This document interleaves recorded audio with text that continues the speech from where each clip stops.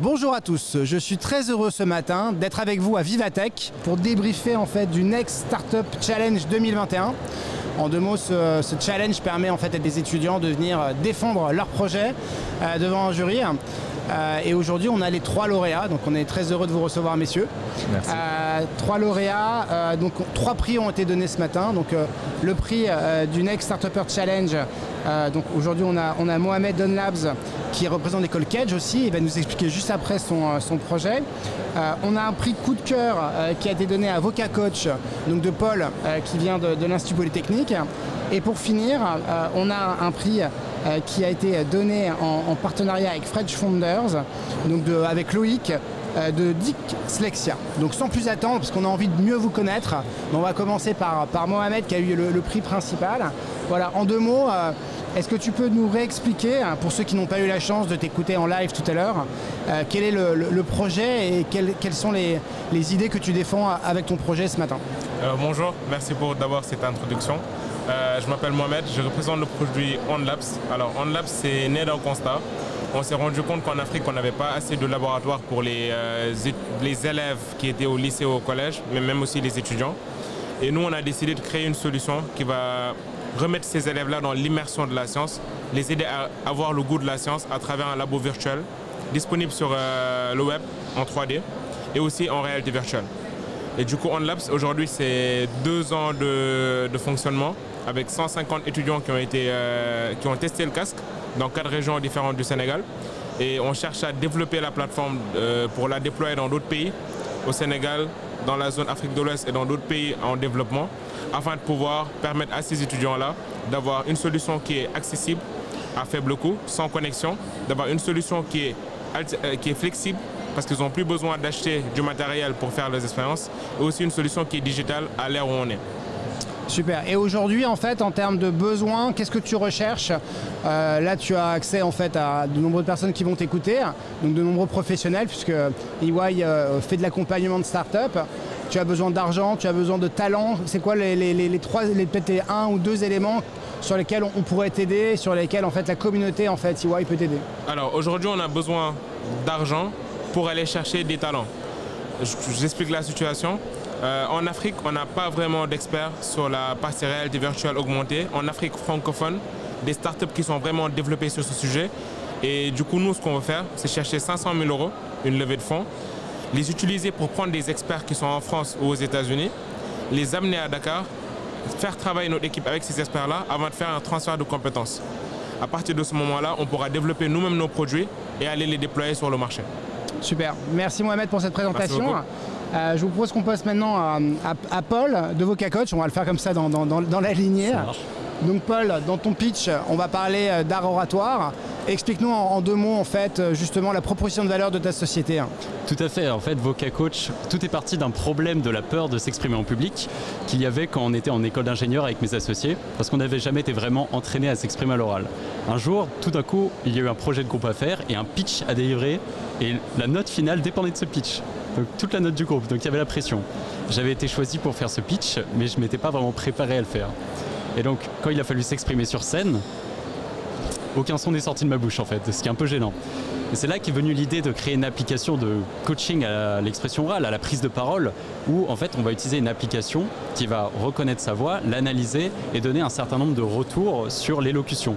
La vitesse d'élocution, le ton, le rythme, etc.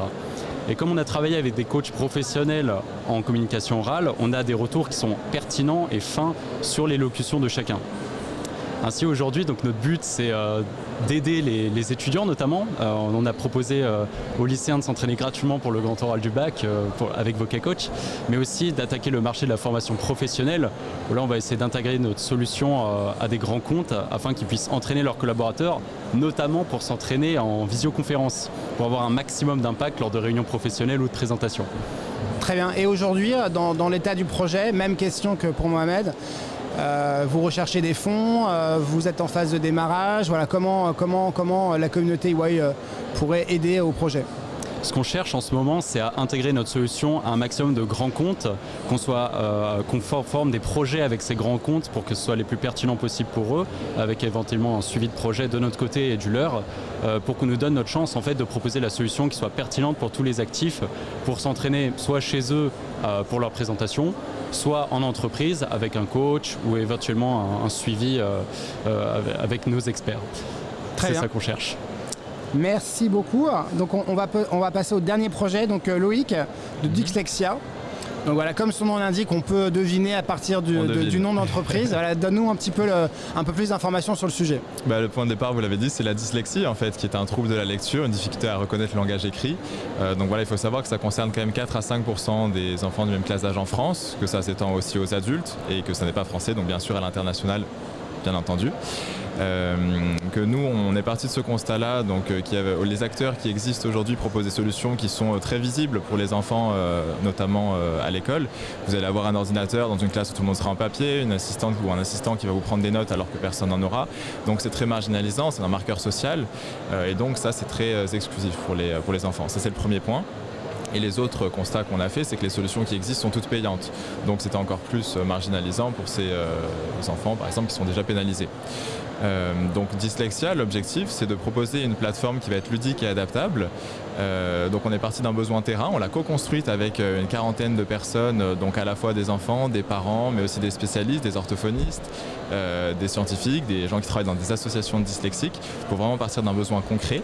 Et l'idée, c'est de proposer une solution qui permet d'adapter le contenu pédagogique, donc les cours à proprement parler, qui sont dans un format très générique, dans un format qui est adapté au profil de lecture de chaque enfant. Donc par exemple avec des interlignes, une police d'écriture, un certain espacement entre les mots, tout un ensemble de choses qui font que le format qui va sortir de cette plateforme sera vraiment plus facile pour l'enfant pour se l'approprier.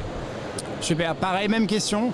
Aujourd'hui, c'est plus des introductions auprès de partenaires que vous recherchez, du financement. Oui, tu as parlé tout à l'heure peut-être d'une opération de crowdfunding.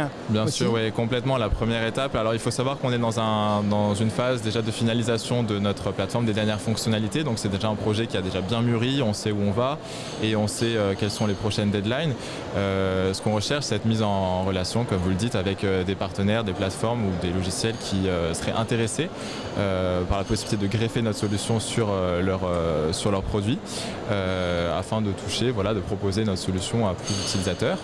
Et aussi, effectivement, on va se lancer prochainement dans le deuxième semestre dans une démarche de recherche de fonds, donc crowdfunding, voire investissement. Donc ce sera aussi une des next steps. Et bien entendu aussi, nous c'est un projet vraiment de cœur, donc s'il y a des personnes qui sont intéressées, qui ont des compétences en gestion des data par exemple, ou même qui seraient intéressées pour travailler sur le projet avec nous, on est aussi en recherche de talent et on inclut tout à fait la possibilité d'agrandir l'équipe. Ok, super. Merci à tous les trois. Encore bravo pour ces prix. Et donc on sera heureux de suivre votre histoire entrepreneuriale au travers des réseaux sociaux. Encore bravo. Merci beaucoup.